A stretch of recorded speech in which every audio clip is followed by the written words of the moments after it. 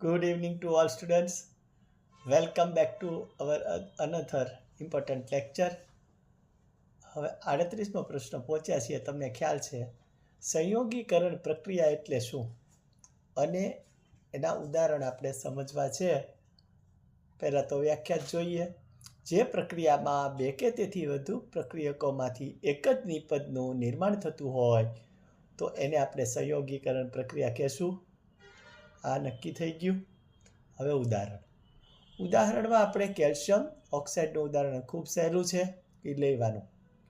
Calcium oxide કળી ચૂનો એની પાણી સાથે પ્રક્રિયા કરતાં ફોડેલો ચૂનો બનશે. કેલ્શિયમ હાઇડ્રોક્સાઇડ બનાવે છે અને પુષ્કળ પ્રમાણમાં ગરમી એટલે કે ઉષ્મા ઉત્પન્ન થાય છે. તમે જાણી શક્યા કે આ ગરમી ઉત્પન્ન થાય છે, પણ એ સમયે કેલ્શિયમ ઓક્સાઇડ છે એમાંથી ફોડેલો ચૂનો બને છે.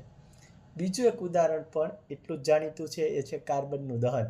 કોલસાનું હવામાં દહન કરીએ એટલે ઓક્સિજન હાજરીમાં પ્રક્રિયા થાય. ઓક્સિજનની હાજરી પ્રક્રિયા થાય એટલે શું બને? યાદ કરી લ્યો. C+O2 શું થાય? CO2, carbon dioxide. તો અહીંયા કાર્બનનું પણ સંયોગીકરણનું આપણે ઉદાહરણ જોઈ શક્યા.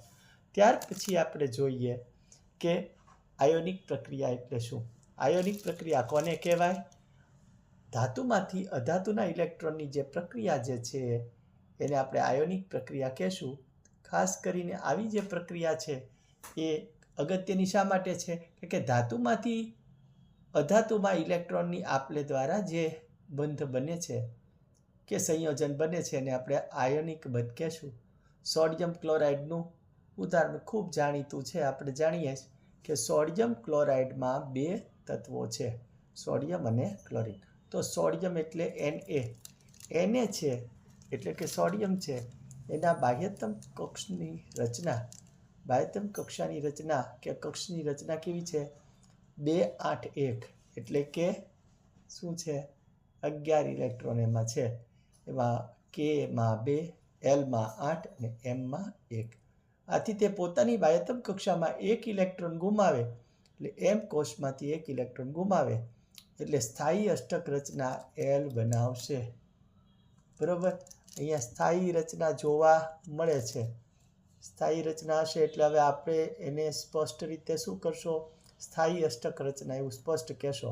અને L કોષ એના પૂર્ણ રચના છે એ ઉમેરાશે અને સોડિયમ પરમાણુના કેન્દ્ર પાસે હજી 11 પ્રોટોન છે, પરંતુ ઇલેક્ટ્રોનની કક્ષાની અંદર જો સંખ્યા જુઓ તો 10 જ છે. એટલે એનો અર્થ શું થયો કે ઇલેક્ટ્રોન ગુમાવીને કેવો બનશે? ધન વીજભાર. ઇલેક્ટ્રોન ગુમાવી અને તે ધન વીજભાર બનાવે છે. આટલી તમને ખબર પડી જશે. બરાબર? ત્યાર પછી આગળ જોઈએ આપણે રચના, એ છે ક્લોરિનની. ક્લોરિનનો પરમાણુ ક્રમાંક 17 છે. તેની ઇલેક્ટ્રોન ગોઠવણી 2 8 7 છે. તે પોતાની બાહ્યતમ કક્ષામાં Kમાં 2, Lમાં 8 અને Mમાં 7 ઇલેક્ટ્રોન છે. બાહ્યતમ કક્ષામાં સોડિયમ નો ગુમાવેલો 1 ઇલેક્ટ્રોન છે. કોણ લેશે? ક્લોરિન જ લે ને. એટલે સ્થાયી અષ્ટક રચના M બનવાની છે. 17 ઇલેક્ટ્રોન એને બનાવવાના નથી, હવે 18 થઈ જવાના છે. પ્રોટોન ભલે 17 હોય, ઇલેક્ટ્રોન તો 18 જ થઈ જાય. એથી ત્યાં ઋણ વીજભાર ઉત્પન્ન થશે. એટલે આપણને ખબર પડે કે ક્લોરાઇડ આયન ઋણ છે, કારણ કે તે ગુમાવે છે એ ધન, મેળવે છે તે ઋણ. ગુમાવે તે ધન અને મેળવે તે ઋણ. એ નિયમ તમને ક્લાસરૂમમાં કરાવેલો છે, એ રિપીટ થયો. હવે Na પ્લસ ઇલેક્ટ્રોન માઇનસ 2 8 1માંથી 2 8 થયું. સોડિયમ ધન આયન બનાવે છે. ક્લોરિનનો ઋણ આયન છે 2 8 7માંથી 2 8 8. ક્લોરિન ઇલેક્ટ્રોન મેળવે છે. બરાબર? ચાલો, દરેકને સમજાઈ ગયું? ત્યાં બેઠેલા દરેક વિદ્યાર્થી જાણી શક્યા.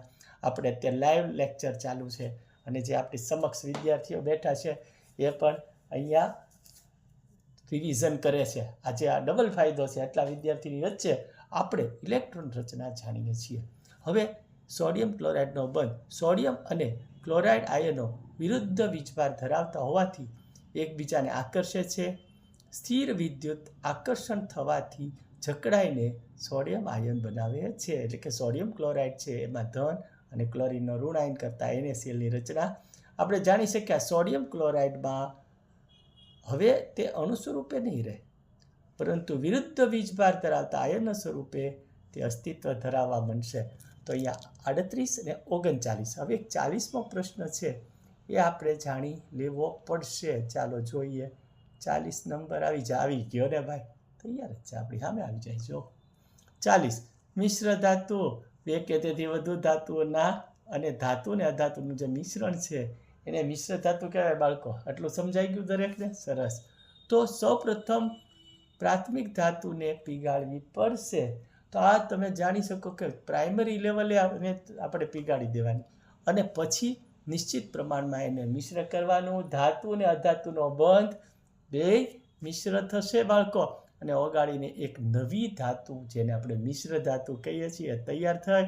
ત્યારબાદ તેને ઓરડાના તાપમાને રાખશો, ઠંડી પડી જવાની. હવે એવા 3 ઉદાહરણ મેં તમારી સામે મૂકેલા છે, દરેકનું ધ્યાન હશે જ.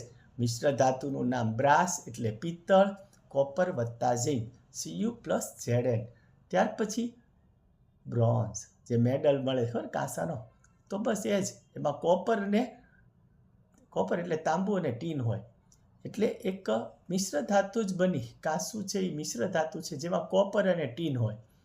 પછી સોલ્ડરિંગ તમે નામ સાંભળ્યું હશે. રિમોટ કંટ્રોલ છે કે બીજા ઇલેક્ટ્રોનિક્સ ઉપકરણો છે એની અંદર સોલ્ડરિંગ કરેલું જોવા મળે. તો તે સીસુ એટલે પીબી અને ટીન એટલે એસએનનું મિશ્રણ છે. તો આ 40મો પ્રશ્ન છે એ આપણે જોયો. 38, 39, 40 આ 3 પ્રશ્નો છે. 3 વિભાગ આપણે કરવા છે. કુલ 9 પ્રશ્નો પૂછાય છે સી વિભાગ. આજથી સી સેક્શન આપણે ચાલુ કર્યું છે. 3 તેરી 9 લખવાના 6 જ હોય પણ આ 3 ખૂબ અગત્યના છે અને બોર્ડની દ્રષ્ટિએ પણ કામના છે. જે બાળકો નવા છે, જેને રિવિઝન ઓછું કરેલું છે એવા વિદ્યાર્થીઓ આ પેપરના સોલ્યુશન કરી જાય. ફરી મળીએ નવા લેક્ચર સાથે, નવા વિચારો, નવા જોમ સાથે. ચાલો મહેનત કરો, આગળ વધવાનું છે. ફરી મળીએ છીએ નવા લેક્ચર સાથે. આવજો. ગુડ